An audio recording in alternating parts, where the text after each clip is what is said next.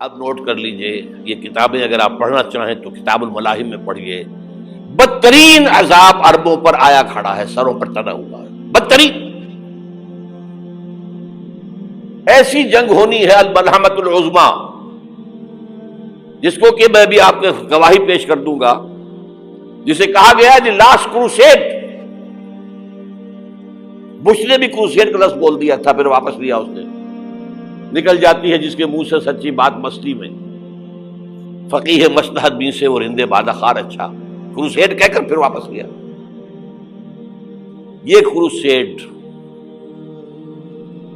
اس کے اوپر جس قدر نقصان ہونا ہے عربوں کا، گریٹر اسرائیل بنے گا، یہ عراق، شام، اردن، سعودی عرب کا کچھ شمالی علاقہ، ترکی کا جنوبی علاقہ، مصر کا صحرائے سینا، اور اس کے ساتھ ہی جو بہترین اس کا زرخیز ترین علاقہ ڈیلٹا آف نائل، یہ سب یہودیوں کے قبضے میں جائے گا۔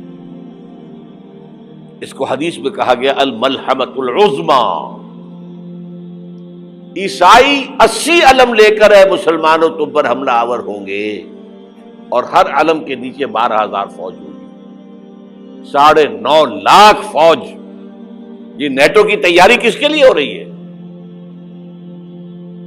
جب یو ایس ایس آر کا خاتمہ ہوا تو پوچھا گیا تھا نیٹو چیف سے، اب کس لیے؟ تمہارا وہ دشمن تو ختم ہو گیا، اب ہمیں اسلامک فنڈامنٹلزم سے نمٹنا ہے۔ وہ جانتے ہیں خطرہ یہی ہے، اب اسلام ابھر سکتا ہے، مسلمانوں کے سینوں کے اندر وہ آگ ہے، اوپر خاکستر آ گیا ہے، تمہیں اٹھانا بیٹھنا، یہ اندر تو انگارہ ہے، اوپر سے راکھ ہے، اس سے دھوکہ نہ کھا جانا ان کے دلوں کے اندر۔ اور بش نے کہا تھا مسلمان چاہتے ہیں کہ ہسپانیہ سے لے کر انڈونیشیا تک نظام خلافت قائم کریں، اور میں حیران ہوا تھا کہ اس کمبخت کو ہسپانیہ کا خیال کیسے آ گیا؟ ہمیں تو کبھی آتا ہی نہیں، اب ہم تو بھول گئے، وہ تو 500 برس پرانی بات ہے جبکہ وہاں سے ہمیں نکال دیا گیا تھا۔ اگرچہ اقبال نے کہا تھا ہے ارض فلسطین پہ یہودی کا اگر حق، ہسپانیہ پر حق نہیں کیوں اہل عرب کا؟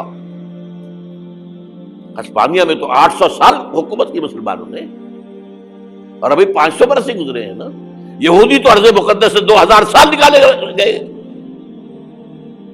انہیں لا کے آباد کیا گیا، عربوں کے سینے میں خنجر پھونک دیا گیا۔ وہ چھوٹا سا ملک جو چاہتا کرتا، کوئی پوچھنے والا نہیں۔ امریکہ جیسے اپنے بیٹے کی حفاظت کرے ویسے کرتا ہے اس کی۔ اور حضور نے فرمایا ہے وہ جنگ جب ہوگی تو ایک باپ کے اگر 100 بیٹے ہوں گے تو 99 ختم ہو جائیں گے، ایک بچے گا۔ یہ حدیث ہے، حدیث ہے صحیح۔ اور آپ نے فرمایا ویل للعرب من شر قد اقترب، عربوں کے لیے ہلاکت ہے، عربوں کے لیے بربادی ہے اس شر سے جو قریب آ چکی ہے۔ اور آج جس طرح انہوں نے ان کی تہذیب کو اختیار کر لیا ہے، دبئی جا کر دیکھیے، بدترین مغربی معاشرہ جو ہے وہ دبئی کے اندر ہم نے قائم کر کے دکھا دیا۔ اب سعودی عرب اس راستے پر بڑھ رہا ہے۔ اور اس کے بعد نمبر 2 پر جو ہے ہم پاکستانی ہیں، لیکن میں اس کے وہ پہلی بات جو کہہ رہا ہوں وہ تو یقینی ہے، اس میں تو احادیث صحیحہ موجود ہے۔ اگرچہ اس کے بعد پانسا پلٹے گا، پھر حضرت مہدی کا ظہور ہوگا، حضرت عیسیٰ کا نزول ہوگا، اور وہ گریٹر اسرائیل گریٹر گریو یارڈ بنے گا یہودیوں کا، ایک ایک یہودی قتل ہوگا اور دفن ہوگا۔ یہ بات میں ہونا ہے، میں پہلی بات پر فرض کر رہا ہوں۔ وہ پانسا پلٹے گا جب پلٹے گا، ابھی جو سامنے ہے وہ کیا ہے؟ جس ملحمۃ العظمیٰ کہا حضور نے، جسے آرمگیڈون کہتے ہیں عیسائی۔ آرمگیڈون کی اگر کہیں جا کر آپ دیکھیں گے، آپ ڈکشنری میں مانی تو کیا لکھا ہے؟ A very big war which will be fought between the forces of evil and good before the end of this world۔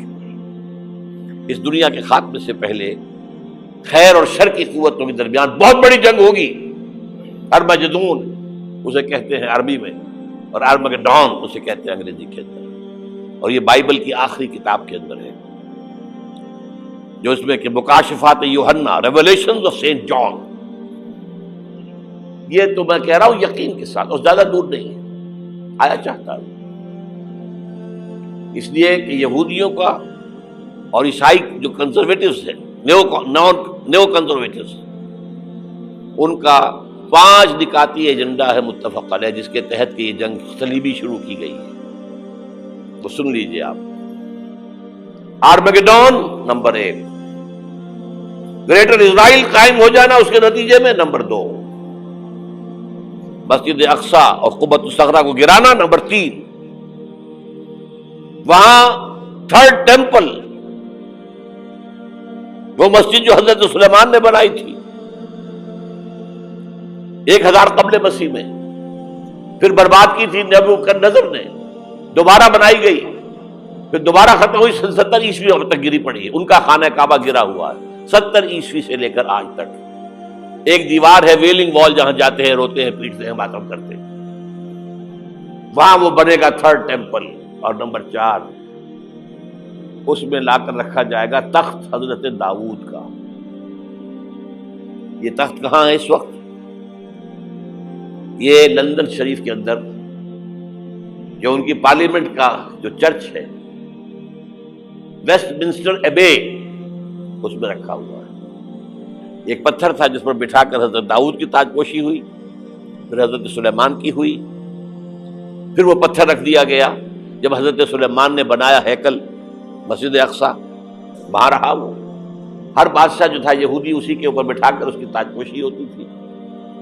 سن 70 میں ٹائٹس نے گرایا اسے، ہیکل کو، وہ پتھر لے گیا، وہاں سے روم گیا، روم سے آئرلینڈ گیا، آئرلینڈ سے اسکاٹ لینڈ آیا، اسکاٹ لینڈ سے انگلینڈ آیا، اور اب وہ رکھا ہوا ہے 14ویں صدی عیسوی سے آج تک. وہ ویسٹ منسٹر ایبے میں رکھا ہوا، ایک کرسی کی سیٹ میں اسے بنا دیا گیا ہے تخت کی شکل میں. اب انگریزوں میں کوئی ملکہ ہو، کوئی بادشاہ ہو، جس کی بھی تاج پوشی ہونی اس میں ہو، یہ لا کر رکھا جائے گا 3rd ٹیمپل میں. اور اس پر یہودیوں کے خیال کے مطابق ان کا مسیحا آئے گا جو مسیح دجال ہوگا.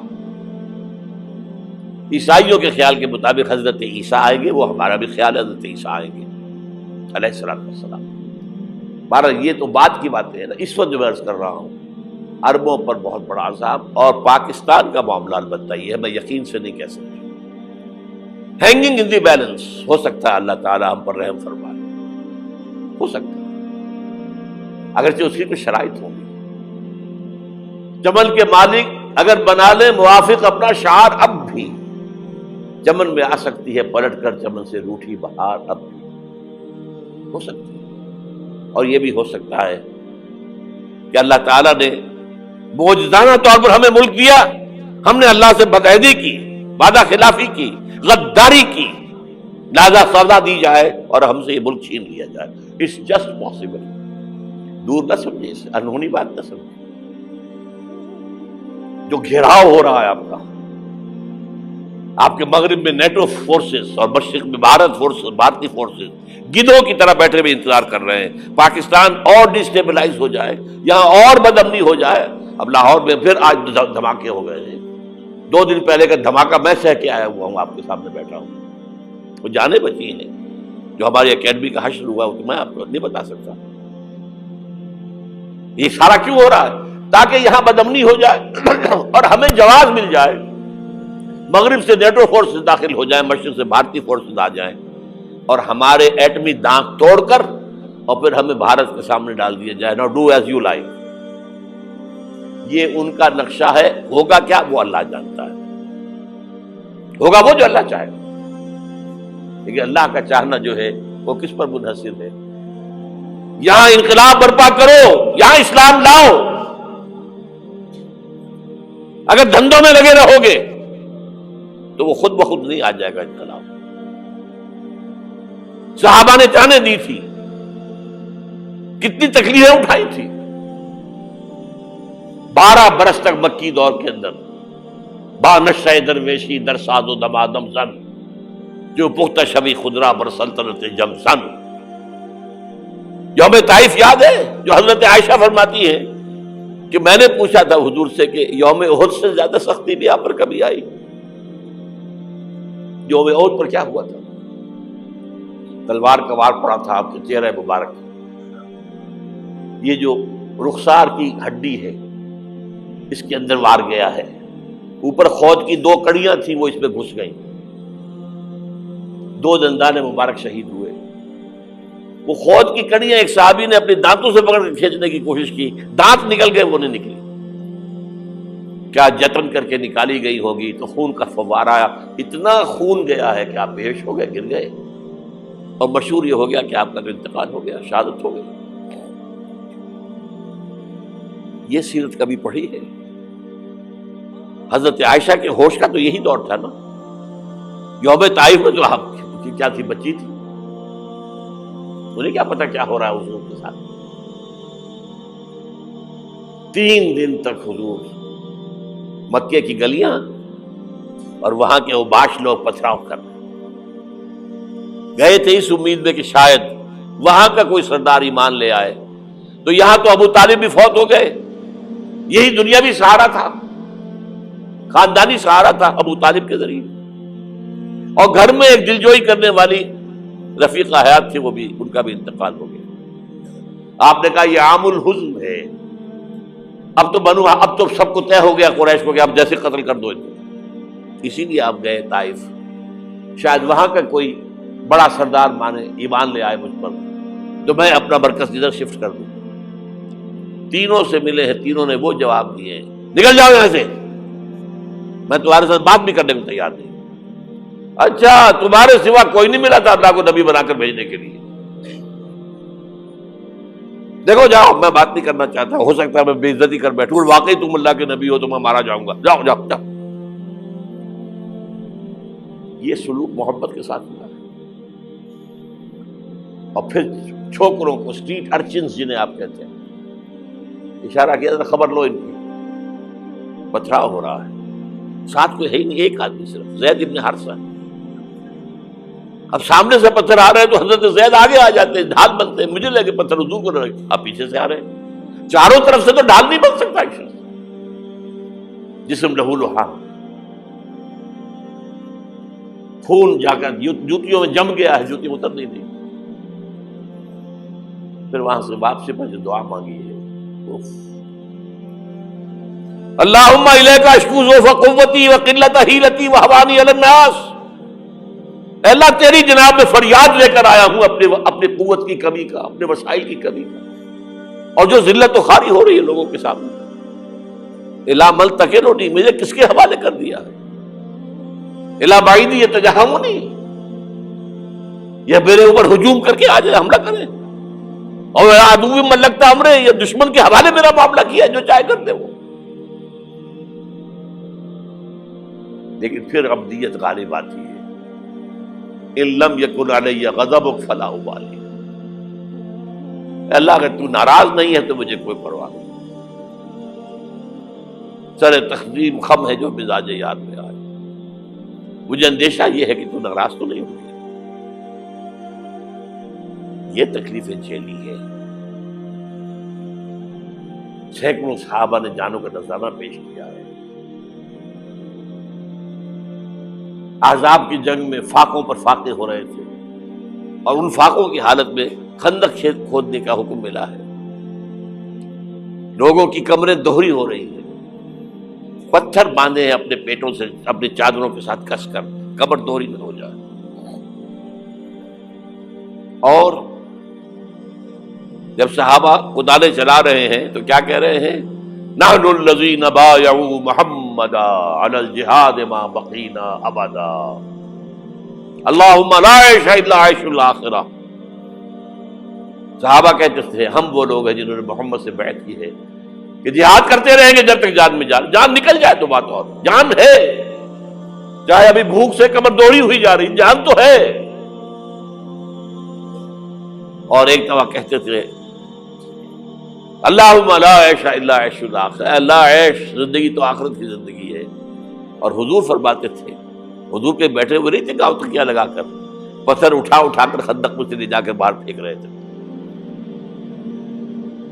جب صحابہ کہتے ہیں اللہم لا عیش الا عیش الآخرہ، حضور فرما رہے ہیں فاغفر الانصار والمہاجرہ، اے اللہ ان انصار اور مہاجرین کی مغفرت فرما دو۔ پھر حضور کی خدمت میں کچھ لوگ آئے، حضور اب یہ فاقہ ناقابل برداشت ہو گیا، دیکھیے ہم نے یہ پتھر باندھے ہوئے اپنے پیٹ کے ساتھ۔ حضور نے کرتا اٹھا کر دکھایا، وہاں 2 پتھر بندھے ہوئے۔